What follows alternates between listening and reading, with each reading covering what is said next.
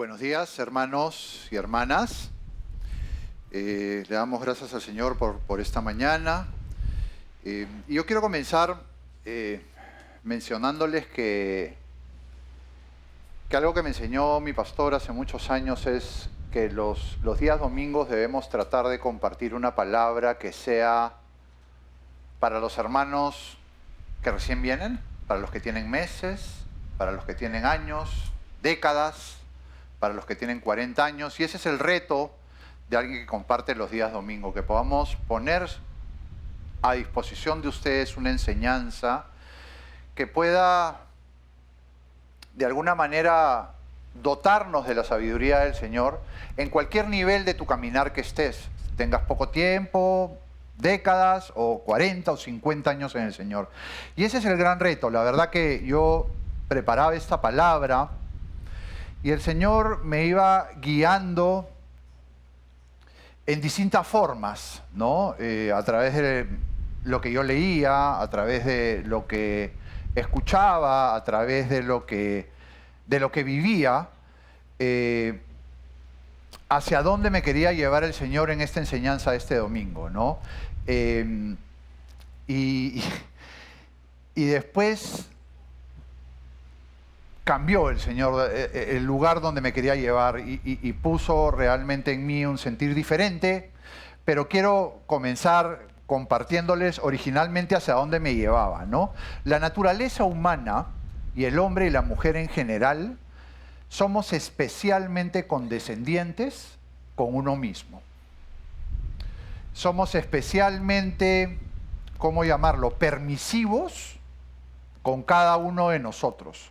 Y esta palabra se va a tratar de cada uno de nosotros, no de la persona que tengas a tu costado, atrás, o de tu familiar, tu esposo, esposa, hijo, lo que fuese. Se trata acerca de ti. Quisiera que enfoquen esta enseñanza en cada uno de ustedes, ¿no? Y por eso comienzo con esto, ¿no? Cada uno de ustedes, con el único que es permisivo, son con ustedes mismos, ¿no? Siempre decimos, sí, yo tuve que hacer esto por esta razón, por esta circunstancia, por esta situación. Y nunca realmente, o nos cuesta muchísimo, aceptar nuestra responsabilidad y aceptar nuestra culpa de nuestras acciones, ¿no? O a ustedes les pasa un día que se levantan en la mañana y dicen, hoy día tengo que mejorar en este aspecto en mi vida. ¿Les pasa?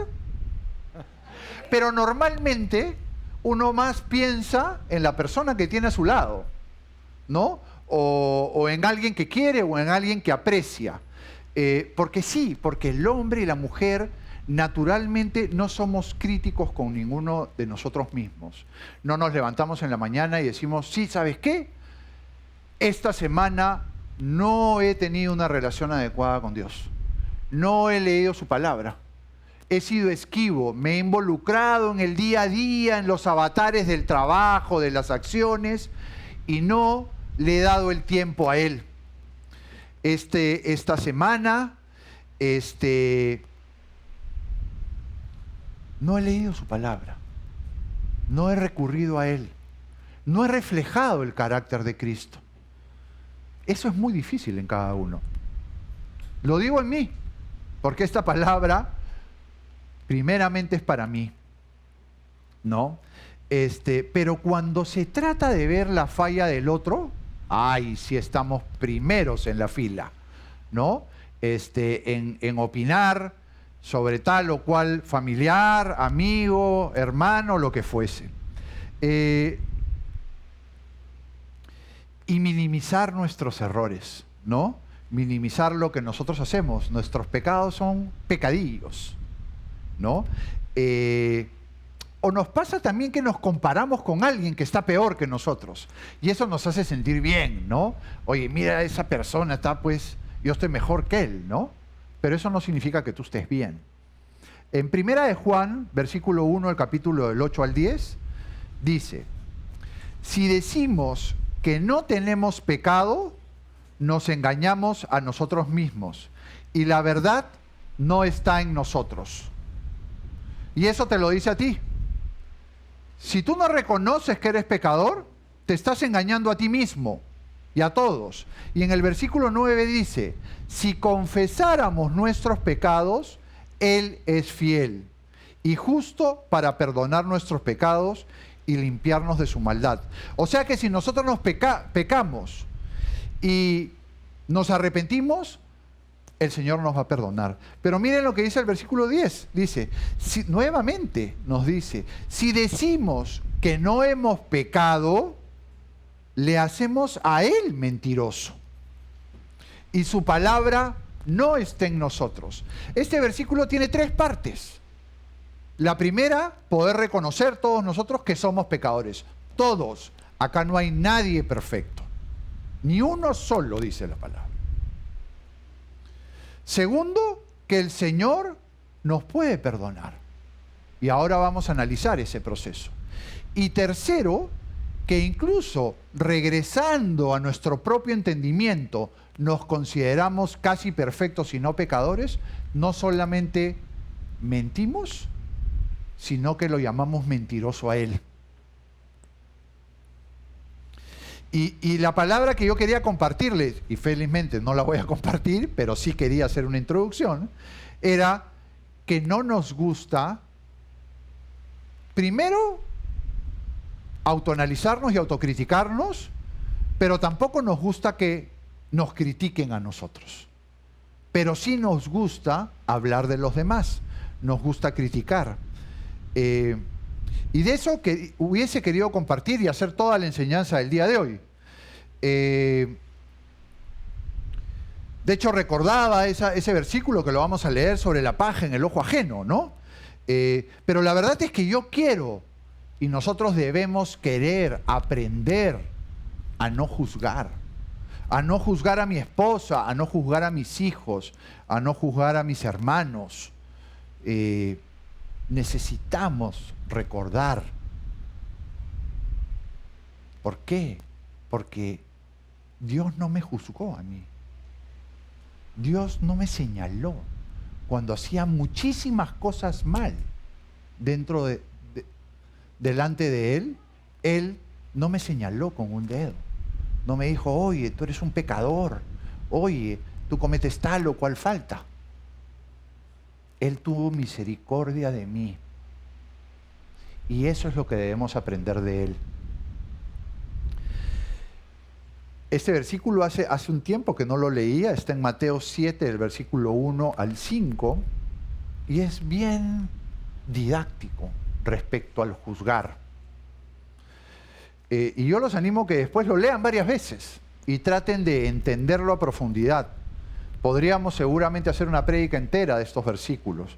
En el versículo 7 dice, no juzguéis para que no seáis juzgados, porque con el juicio con que juzgáis, seréis juzgados, y con la medida con que medís, os serás medido.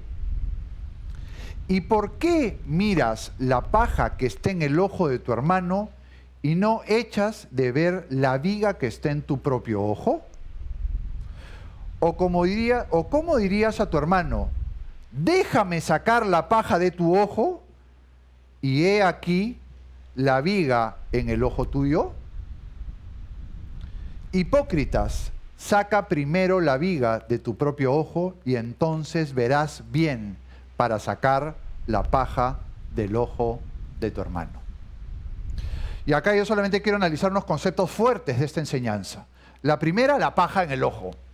¿Es algo bueno? ¿Que tengas una paja en el ojo es bueno o malo? Es malo, ¿no? Entonces esa persona que mira la paja en el ojo ajeno es porque mira cosas malas y las quiere quitar a través de la crítica o a través de la opinión.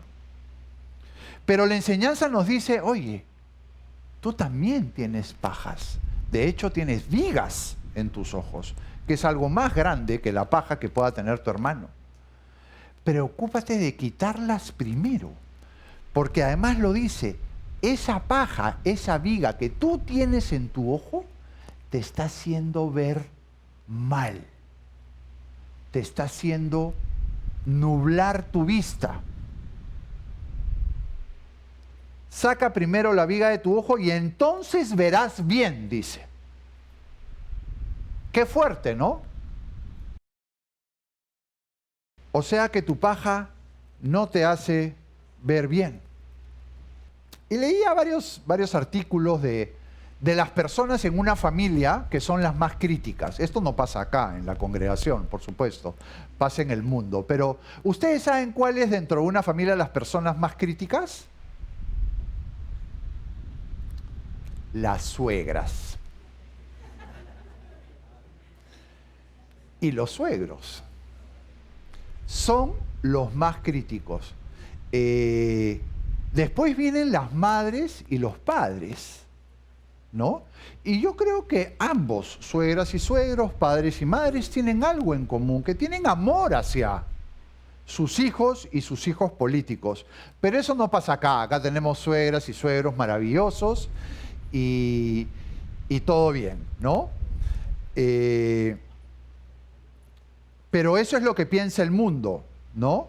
Es muy fácil ser críticos, es muy fácil criticar. Y de eso quería compartir, de juzgar a los demás. Y de que también no nos gusta que nos juzguen, ¿no? ¿No le pasa que escuchamos una prédica, y esto lo hemos repetido muchas veces, y pensamos, oye, esto le haría bien a tal hermano, ojalá que venga, ojalá que no haya faltado hoy día, porque esta le cae pero justo como anillo al dedo. Y nos olvidamos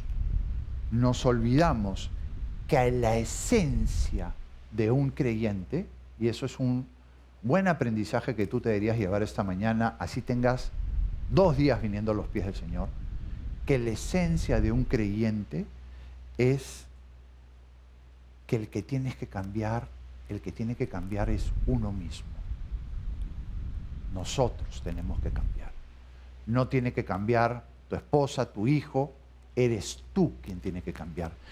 Eres tú que tienes que vivir ese proceso de transformación en donde Cristo te va a acompañar. Ese proceso de cambio donde tú cambias todas las cosas malas que tienes en tu vida en ese proceso de transformación con un alto ejemplo y un alto estándar que es Cristo, que es el único perfecto.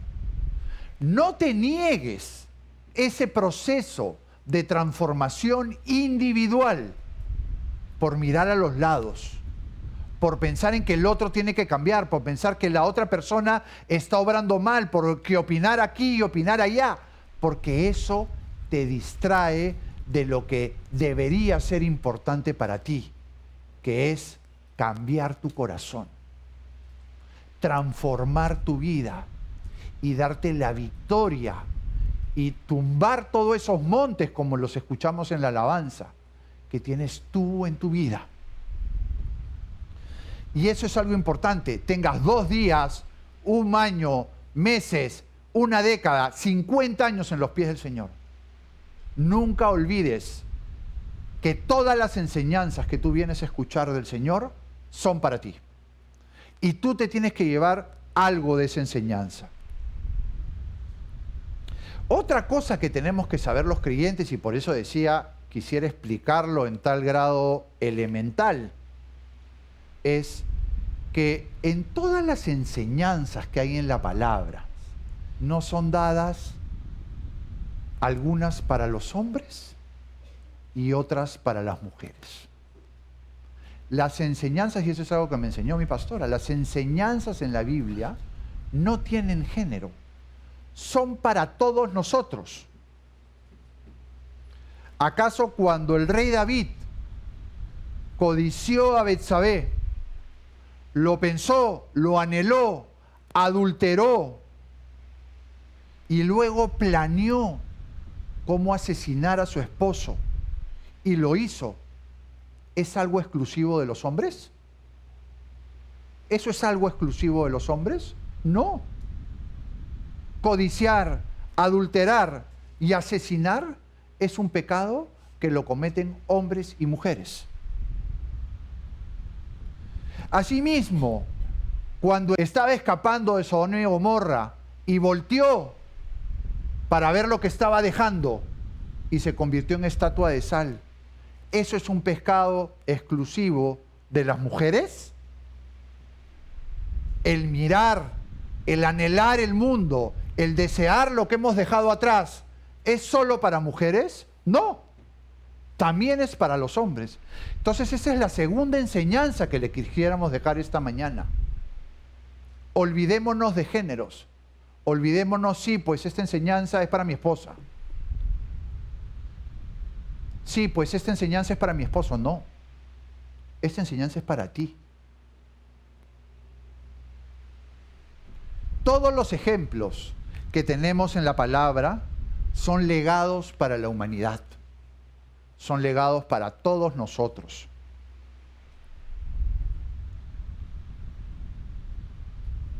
Y bueno, cuando estaba preparando esta palabra y estaba leyendo los versículos, llegó este versículo donde cambió mi deseo de compartir con ustedes, porque hubiese podido hablar 1 hora respecto a juzgar y a criticar. Pero llegó este versículo que está en Lucas 6:37, que dice: no juzguéis y no seráis juzgados, no condenéis y no seráis condenados, perdonad y seréis perdonados. Y ahí mi sentir cambió. Miren cómo asocia el no juzgar, el no condenar, que hay un paso entre uno y otro, ¿saben? Juzgar es el primer paso, pero de ahí condenar es el siguiente. Y condenar es darle la culpa, sin posibilidad de defensa, a otra persona. Pero habló del perdón. Y el Señor me decía: Martín, tienes que compartir sobre el perdón. Porque el perdón es lo que cura todo. Es lo que cura todo lo que pueda haber en tu corazón. Nuevamente, tengas poco tiempo, mucho, décadas en el Señor.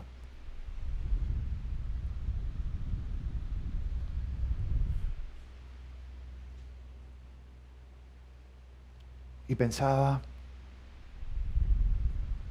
no voy a, de repente, como se dice, sacar mi látigo y opinar y criticar algunas personas que puedan juzgar. Y yo decía, ¿y saben por qué? Porque yo pensaba, porque en ese momento, justamente yo me estaría convirtiendo en un juzgador. Y yo quiero poner la palabra en práctica para mí. Yo no quiero juzgar.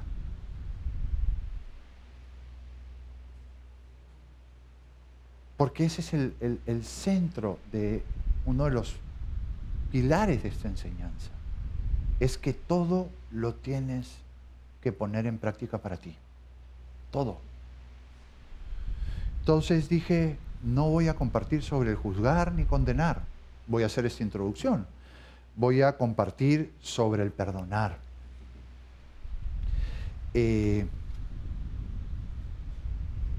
Pero también es difícil, porque ahí, al revés de juzgar, que no nos gusta que nos juzguen, sí nos gusta que nos perdonen, ¿no?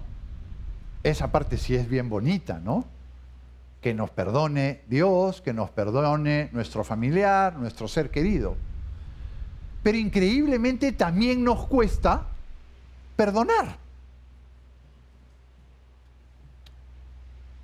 El hombre y el ser humano en general es un hombre que le cuesta mucho ser consistente en sus pensamientos, ¿no?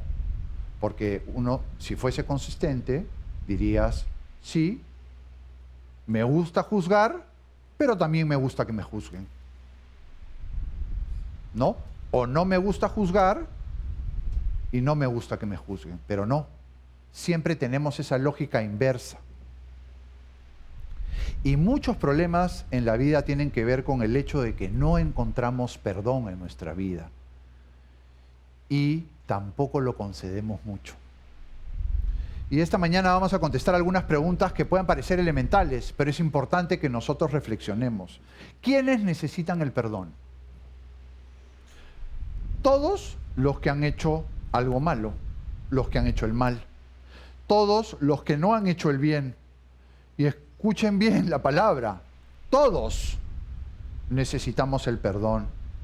Todos los que hemos fracasado en seguir los mandamientos y los preceptos de Cristo, hemos fracasado y necesitamos su perdón. Todos los que en algún momento hemos o estamos separados de Cristo por el pecado, necesitamos su perdón. Y hablo en primera persona porque yo necesito su perdón por mi pecado.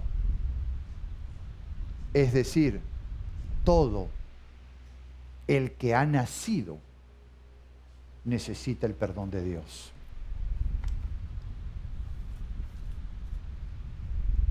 ¿Y qué es el perdón? El mundo dice, y la definición del mundo en el diccionario dice, el perdón es una decisión voluntaria y consciente que nos libera de sentimientos negativos como el rencor, resentimiento, enojo y dolor. Esta definición es bastante sabia, porque miren, todos los sentimientos negativos, ¿quién los tiene? ¿El que cometió la falta o el que debe perdonar? El que debe perdonar. O sea, tú no has hecho nada y encima te cargas con sentimientos negativos por culpa de otro. ¿Quién debe ser el primer interesado en perdonar?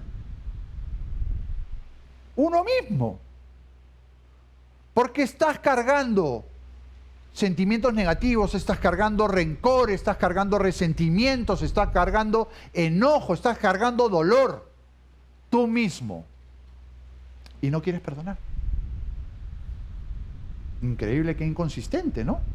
Sabiendo que tú cargas sentimientos negativos, no quieres perdonar para tú dejar esos sentimientos negativos y vivir una vida plena.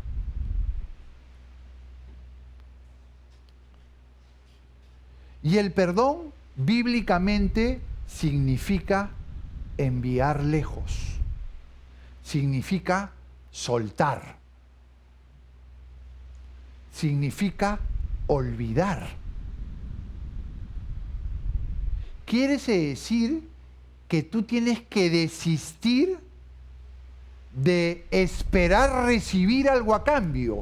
Porque cuando alguien tiene que perdonar es porque en teoría alguien te debe algo, ¿no? Alguien te hizo algo y por ente y por esa consecuencia alguien te debe retribuir o resarcir lo que te debe. Pero el perdón es no esperar ningún pago. Cristo, cuando nos perdonó, ¿esperó algún pago de nosotros? ¿Esperó algo de nosotros? Mateo 6:12 dice, y perdonaos nuestras deudas, como también nosotros perdonamos a nuestros deudores. Perdonar significa no exigir el pago a cambio. Miren qué lindo. Porque el perdón cambia tu enfoque del pasado a tu enfoque del futuro. El hecho de no perdonar te ancla a vivir en el pasado. Oye, sí, que esta persona me hizo esto o aquello. Y qué mal, y no se acerca, no me pide perdón, no tiene arrepentimiento, tal o cual. Vives en el pasado. Pero una vez que perdonas, una vez que olvidas, por más fuerte que haya sido la falta o la falla o el pecado, piensas en el futuro. Y eso es maravilloso porque también es la esencia de las enseñanzas de nuestro Dios. Dios es un Dios de oportunidades. Nos da a nosotros muchas veces nuevas cada mañana. Él nos enseña esas oportunidades. Siempre lo digo, yo lo he repetido antes. Dios es el futuro y el pasado es el enemigo. El enemigo quiere que tu conciencia, tu dolor te atrape en el pasado. Y Dios te dice, sal del pasado. Para ti tengo cosas maravillosas, tengo un futuro enorme para ti. Pero debes olvidar.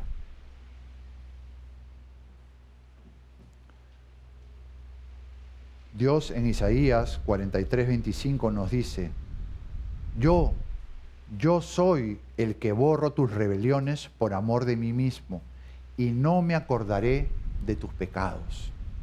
Dios trata el pecado como si nunca hubiese existido. ¡Qué maravilloso perdón! No espera nada a cambio. Él pagó un precio altísimo por nuestros pecados, con su sangre, con su vida. La otra pregunta es, ¿quién puede perdonar? Y evidentemente, tú te puedes perdonar a ti mismo. Tú puedes perdonar a otro, ¿no? El perdón debe salir de tu corazón. El perdón no es solo una declaración. El perdón son actos.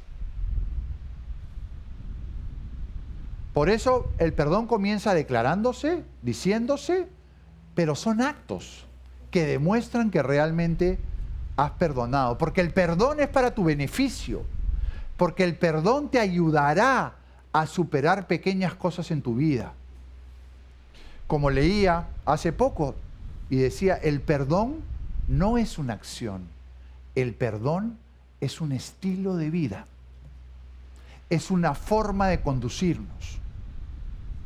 Por eso el título de la palabra es, Señor, danos un corazón perdonador.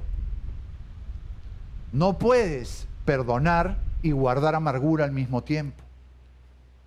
Y lo más importante, hermanos, y que no debemos perder de vista, es que solo Dios al final nos puede perdonar. Ese perdón para nosotros es el más importante. Lo dice en Marcos 2:7. Dice, ¿por qué habla este así? Blasfemias dice. ¿Quién puede perdonar pecados si no solo Dios? ¿Quién puede perdonar pecados si no solo Dios? Solo Dios puede hacerlo con su justicia, porque el precio lo pagó Él. En Isaías 53:6 dice, todos nosotros nos descarriamos como ovejas, cada cual se apartó por su camino, mas Jehová cargó en él el pecado de todos nosotros. Todo lo que sabemos del perdón lo tenemos que aprender de nuestro Señor Jesucristo. Él nos ha enseñado con su palabra, con sus acciones, cuál es el verdadero perdón a nosotros mismos. Esa es la enseñanza que tenemos que aprender. ¿Cómo podemos ser perdonados? Y de repente esa es la pregunta más importante de todas. ¿Cómo podemos conseguir el perdón? ¿No? Y en primera de Juan 1:9 lo dice. Si confesáramos nuestros pecados, Él es fiel y justo para perdonar nuestros pecados y limpiarnos de toda maldad. Si confesáramos nuestros pecados, Dios es justo y fiel para perdonarnos. O sea que lo que dice es que el primer paso es reconocer que hemos pecado. El primer paso tiene que ser estar de acuerdo con Dios que el error, la falta o el pecado que hemos cometido es pecado. Increíblemente mucho nos pasa que no es así. Que ni siquiera podemos llegar a ese punto de reconocer delante de Dios que Él tiene la razón, que de acuerdo a sus palabras lo que yo estoy haciendo es un pecado, y lo reconozco con Él y me pongo de acuerdo con Él de lo que es un pecado. Porque ese mismo paso es admitir mi culpa. Es reconocer que yo debo algo. que yo he cometido una falta. Proverbios 28:13 dice, el que encubre sus pecados no prosperará, mas el que los confiesa y se aparta alcanzará misericordia. Entonces el primer paso es reconocer que hemos pecado, es reconocer que hemos fallado. Ese es el primer paso. El segundo paso, y muy importante, es el arrepentimiento. Porque tú puedes decir, sí, Señor, yo he pecado. Te importa poco o nada y lo sigues haciendo. Y no hay arrepentimiento en tu corazón. Eso es algo importantísimo delante de Dios. Y el tercer aspecto es el abandono o el alejamiento del pecado en nuestras vidas. No podemos estar de acuerdo con Dios acerca del pecado y no alejarnos del mismo. Y yo quería poner algunos ejemplos de las formas que hay que una persona puede tratar el pecado, ¿no? Y tenemos a Saúl. Saúl trató el pecado de la manera más fácil, culpando a otros, ¿no? En 1 Samuel 15:24 dice, entonces Saúl dijo a Samuel, yo he pecado, pues he quebrantado el mandamiento de Jehová y tus palabras, porque temí al pueblo y consentía la voz de ellos. Perdona pues ahora mis pecados. Qué fácil, ¿no? Yo cometí este pecado por la culpa de ellos. Yo cometí este pecado por la culpa de tal o por tal circunstancia. Eso no es reconocer el pecado. Eso es echarle la culpa a otro por el pecado tuyo. Eso no es lo que desea Dios. O tenemos el enfoque de Judas Iscariote, con un enfoque también equivocado, que está en Mateo 27:3, después de que había entregado a Jesús. Dice, entonces Judas, el que le había entregado, viendo que era condenado, devolvió arrepentido las 30 piezas de plata a los principales sacerdotes y a los ancianos. Quisiera invitar a los músicos, por favor.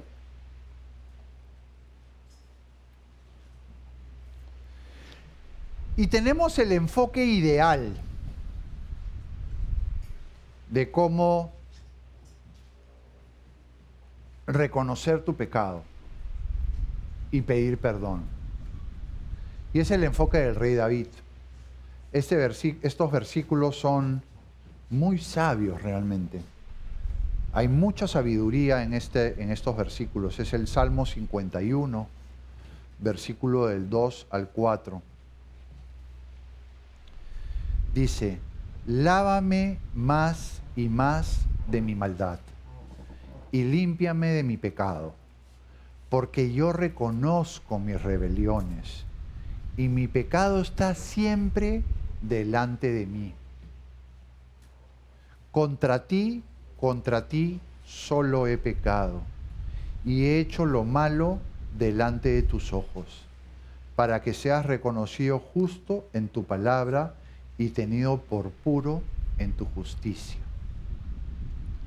Qué hermoso, un hombre, una mujer que reconoce que hay maldad en nuestra naturaleza humana, en nuestra naturaleza carnal, que le pide a Dios que lo limpie su pecado, que reconoce sus rebeliones, que reconoce muchas veces que su propio entendimiento lo aleja de la voluntad de Dios, que reconoce que el pecado va delante de él y que cuando lo hace también reconoce, y ese es algo súper fuerte pero es súper cierto, cuando yo peco, cuando tú pecas delante de Dios y defraudas a Dios. Y Dios está triste con tu pecado.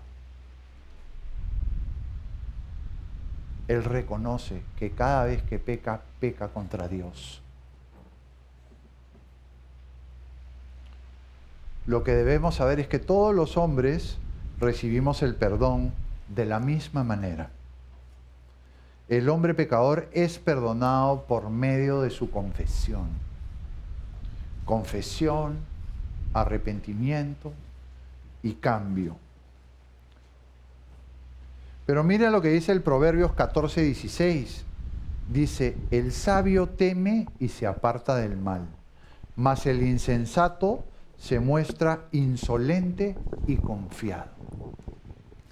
La insolencia es algo totalmente opuesto a el pedir perdón.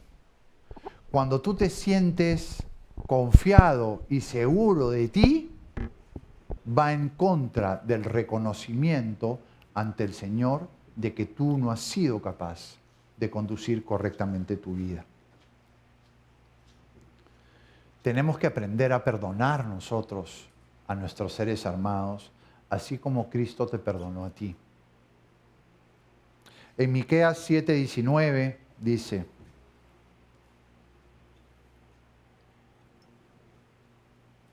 Él volverá a tener misericordia de nosotros, sepultará nuestras inequidades y echará en lo profundo del mar todos nuestros pecados.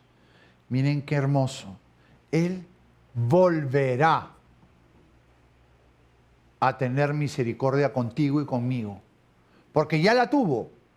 Pero si en algún punto tú caes y tienes ese arrepentimiento, Él va a tener misericordia contigo.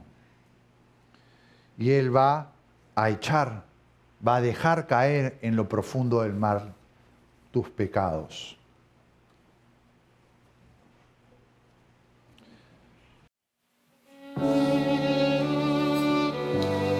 Así como Él nos perdona, así como Él sepulta los pecados en el fondo del mar, nosotros tenemos que pedirle al Señor que nos dé un corazón perdonador. La palabra dice, 70 veces 7 tienes que perdonar a tu hermano. Perdonar sin condicionamientos. Simplemente dejarlo ir. No esperar nada a cambio. Así como Dios lo hizo con nosotros. Yo lamento el tiempo que he gastado, los placeres que he probado, sin incluirte a ti. Y aunque tu amor está conmigo, yo no lo he preferido al pecado que hay en mí. Perdóname, ya no tengo excusas. Perdóname, no hay otro a quien probar. Y vengo a ti a dar mi amor a Cristo. Me humillo ante ti, perdóname. Perdóname, Señor. Te pedimos esta mañana, Padre, que tú nos sigas enseñando con tu misericordia, Señor, a tener un corazón perdonador. Y eso solo lo podemos tener, Señor, si nosotros estamos cerca a ti, si nosotros pensamos como tú, si nosotros actuamos y reflejamos tu carácter en nuestras vidas, Señor. Danos ese corazón de carne, ese corazón de amor que tú tuviste y tienes para con nosotros, Señor.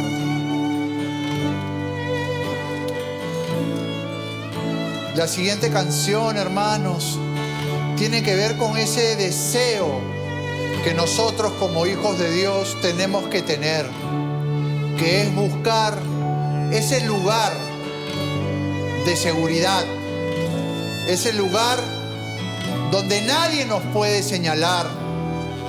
Queremos estar a tus pies, que eso para nosotros es el lugar más alto que cualquier montaña que podamos escalar en lo natural.